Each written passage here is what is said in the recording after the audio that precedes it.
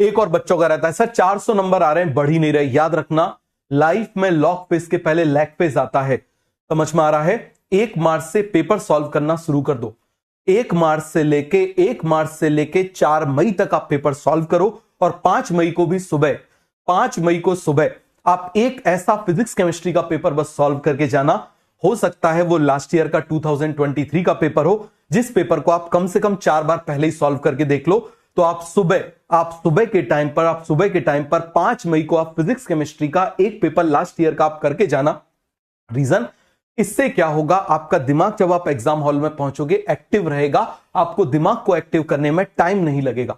समझ में आ गया? तो इतना काम आप करके जाना। और 1 मार्च से आप हर दिन जो है फुल लेंथ पेपर सॉल्व करना शुरू कर दो। फुल लेंथ पेपर करो, उसके बाद आप रिवीजन करो, जो ना बने उसको पढ़ते जाओ। ट्रस्ट मानना, यदि आपके 300 नंबर भी चल रहे हैं, और यदि आप 1 मार्च से पेपर को कर लोगे तो आपके 500, 550, आप 600 पे पहुंच सकते हो। आपके 400 चल रहे हैं, आप 600 पे पहुंच सकते हो। आपके 500 चल रहे हैं, आप बिल्कुल 700 के आसपास आ सकते हो। ठीक है, कोई ऐसा वीडियो मत देखना कि कट ऑफ इतना जाएगा, उतना जाएगा, ऐसा जाएगा, वैसा जाएगा, ऐसा कुछ भी नहीं है।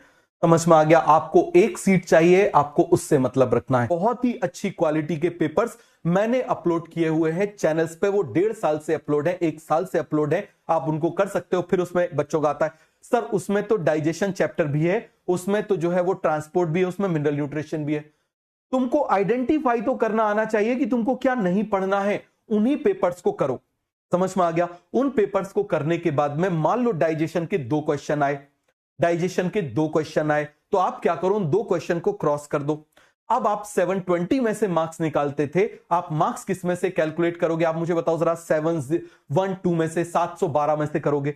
आप परसेंटेज कैलकुलेट करो कि भाई 720 में मान लो मेरे 500 आए, तो 712 में मेरे कितने आएंगे। तो आप अपने परसेंटेज को पर डे जो है वो कैलकुलेट करो। देखो नीट भी परसेंटाइल देता है ना, तो इसीलिए आप इस बात को समझो। वो पेपर बहुत मेहनत से बने हुए, सारे सब्जेक्ट के बने हुए हैं। तो उनमें यदि आपको कोई ऐसे टॉपिक का क्वेश्चन है, आप उसको काट दो, और जब पेपर को एनालाइज करो, मान लो 5 क्वेश्चन आए, 5 क्वेश्चन आ गए, तो आप 5 क्वेश्चन को क्या करोगे, उनके नंबर को हटा दो।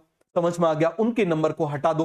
तो जैसे 5 क्वेश्चन आए तो आप 20 मार्क्स को माइनस कर दो, आप 700 को 100% मानो और उसमें से अपने नंबर कैलकुलेट कर लो। बात समझ में आ गई? लेकिन इस बात को ट्रस्ट करना, वो 1.5 साल पहले बनाए हुए पेपर से, उन पेपर से आपको एक भी क्वेश्चन बाहर नहीं मिलेगा। देख लेना, किसी भी सब्जेक्ट में एक भी आपको पैटर्न उससे बाहर नहीं मिलेगा। आप इस बात को बहुत अच्छे समझ लो, बहुत ही अच्छी क्वालिटी के वो पेपर्स हैं। समझ में आ गया? उन पेपर्स को कर डालो, 2 बार कर डालो उनको, 3 बार कर डालो। मैं आपसे बोल रहा हूं आपके मार्क्स बदल जाएंगे, देख लेना। यदि मैं आपको कोई भी चैप्टर 1000 बार पढ़ा दूं, आप खुद उसके बाद 1000 बार पढ़ लो, उसके बावजूद आपको कॉन्फिडेंस नहीं आएगा। आपको कॉन्फिडेंस तभी आएगा जब आप क्या करोगे, जब आप पेपर्स करोगे। समझ में आ गया? तो जब आप पेपर्स करोगे तब आपको पता चलेगा कि यार किस जगह पर गलती हो गई, कौन सी चीज मैं भूल जा रहा हूं, कौन सी चीज मुझे जल्दी से याद नहीं आ रही है। तो ये सारी चीजें आप कब सीखोगे? जब आप पेपर सॉल्व करोगे। याद रखना, selection is directly proportional to number of question paper solve.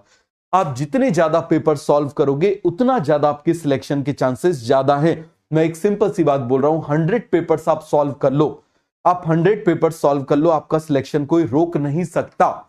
एक सीधी सी बात है, 100 पेपर सॉल्व कर लीजिए आप, आपका सिलेक्शन कोई भी रोक नहीं सकता। बात समझ में आ गई?